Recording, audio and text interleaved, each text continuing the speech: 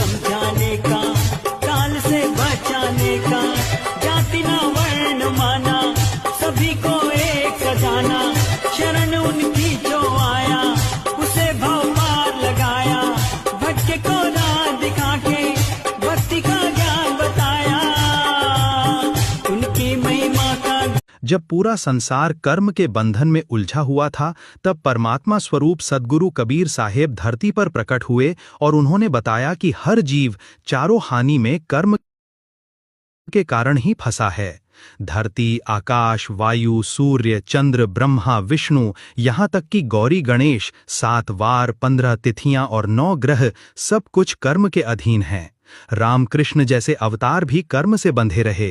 राम को वनवास मिला, सीता का हरण हुआ, रावण और कंस का संहार हुआ, सब कुछ पूर्व कर्म से निर्धारित था।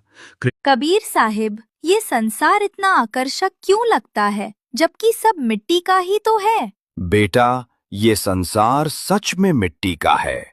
जो इसमें फंस जाता है वो जन्म मृत्यु के चक्र से नहीं बच पाता। तो फिर सच्चा धन क्या है कबीर साहिब? सच्चा धन सोना चांदी नहीं, बल्कि ज्ञान का रतन है। यही खजाना आत्मा को अमर बना देता है।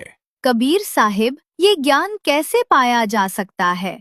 जब तू सद्गुरु की शरण में आएगा और। कबीर साहिब, मेरे अंदर बहुत अवगुण है, क्या प्रभु मुझे क्षमा करेंगे? बेटा, यही तो मैंने कहा है, अवगुण मेरे बाप जी, बख्शो गरीब नवाज। जब पुत्र कपूत भी होता है, तब भी पिता अपनी लाज रखता है। लेकिन कबीर साहिब, अगर मैं पापों में डूबा हूँ तो क्या मुझे मुक्ति मिलेगी? हाँ बेटा, अगर सच्चे मन से शरण लेगा तो परमात्मा तुझे अवश्य अपनाएंगे।